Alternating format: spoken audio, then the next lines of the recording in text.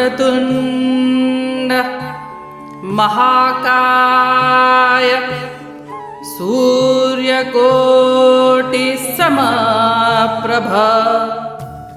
निर्विघ्नं कुरु मे देव सर्वकार्येषु सर्वदा।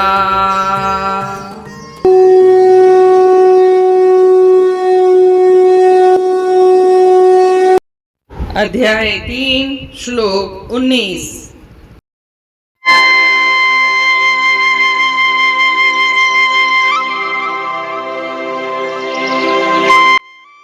तस्मात् आसक्तः सततं कार्यं कर्म समाचार आसक्तो ह्याचरण कर्म परम आप्नोति पुरुषः।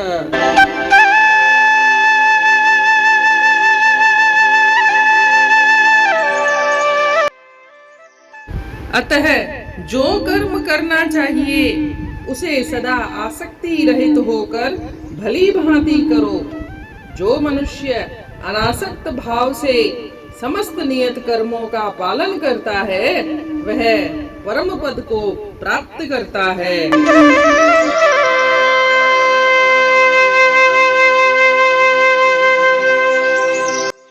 जैसा कि हम देख चुके हैं, श्री कृष्ण भगवान बार बार यही संदेश दे रहे हैं कि कर्म आसक्ति रहित होना चाहिए। कर्म करते वक्त आसक्ति का भाव मन में नहीं आना चाहिए। और दूसरा, कर्म शास्त्र विहित होना चाहिए। जो शास्त्रों में लिखित कर्म है, जो शास्त्रों में उल्लिखित कर्म है, वही करने चाहिए। अगर कोई व्यक्ति कर्म आसक्ति से परिपूर्ण होकर करता है तो वह बंधन का कारण बन जाता है। परंतु वही कर्म आसक्ति रहित किया जाए तो वह मोक्ष का कारण बनता है। कर्म बंधन का नाश कर्म से ही। आगे कहते हैं, ज्यादातर लोग कर्म योग और भक्ति योग को अपनाते हैं, परंतु ध्यान योग और ज्ञान योग को कम ही लोग अपना पाते हैं।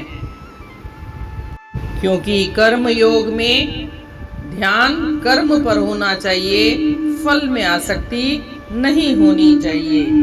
यही गीता का संदेश है।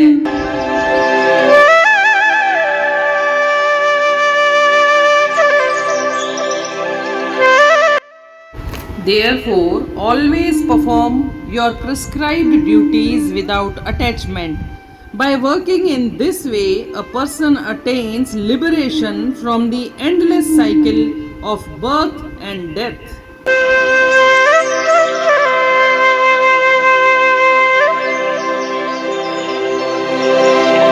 तू रहतह करे नित इच्छा उनखां दूर, अदा फर्ज कर पहंजो अर्जन जरूर, कॾहिं कर्म में शख्सी मतलब न आण, अकर्मी थी कर कर्म ऐं मोक्ष माण।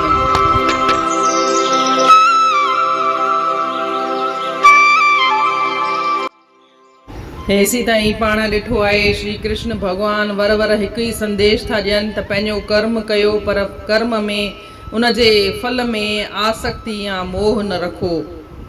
ऐं ॿियो त जेको शास्त्रनि में लिखियल कर्म आहिनि, शास्त्र विहित कर्म आहिनि, उहे ई कयो त तव्हांजे लाइ कर्म हिकिड़ो मोक्ष जो साधन ठही वेंदो। कर्म जे वसीले तव्हां मोक्ष हासिल करे सघो था। घणो करे माण्हू ज्ञान योग या ध्यान योग खे न हंडाईंदा आहिनि, पर कर्म योग ऐं भक्ति योग खे ई घणो हंडाईंदा आहिनि। इन करे कर्म कंदे वक़्तु इंसान खे कॾहिं बि शख़्सी तौर ते इहो न सोचणु घुरिजे त मूंखे हिन मां कहिड़ो फ़ाइदो थींदो, पर आसक्ति या मोह खे छॾे करे जेको शास्त्रनि में लिखियल आहे उहे ई कर्म करणु घुरिजनि।